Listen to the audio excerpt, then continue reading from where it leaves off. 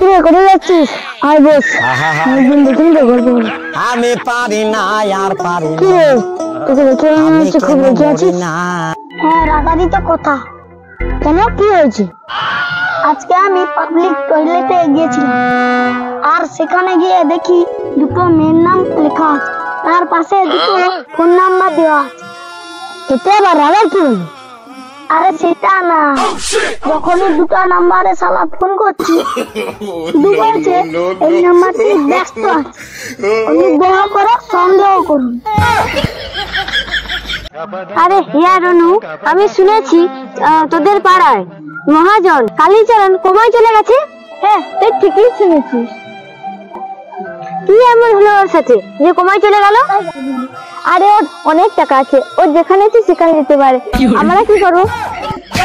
আর তুই জানিস কোমা কি জিনিস?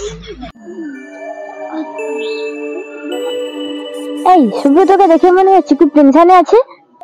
দেখে তো মনে হয় খুব টেনশনে আছে, ওকে জিজ্ঞাসা করি। কি হয়েছে তোর? তোকে দেখে তো মনে হয় খুব টেনশনে আছিস, কি হয়েছে তোর? হ্যাঁ রে, কি আর বলবো তোদের। আজ সকালে আমি যখন বাড়ি থেকে বেরোই, কেউ বা নিজের গাড়ি ধুচ্ছে, কেউ বা আবার বাইক ধুচ্ছে, কেউ স্কুটি ধুচ্ছে। তাতে তোর কি হয়েছে? তেমন কিছু না, আমিও সেটা দেখে মোবাইলটা ধুয়ে ফেলি।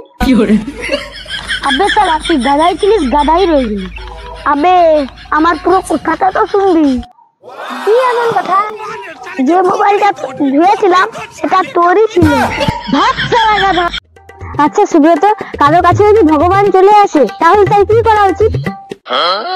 প্রথমে আনন্দ হবার দরকার নেই, আগে কনফার্ম করতে হবে।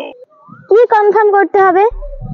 প্রথমে কনফার্ম করতে হবে যে ভগবান ওর কাছে এসেছে, না ও পটল তুলে ভগবানের কাছে চলে গেছে।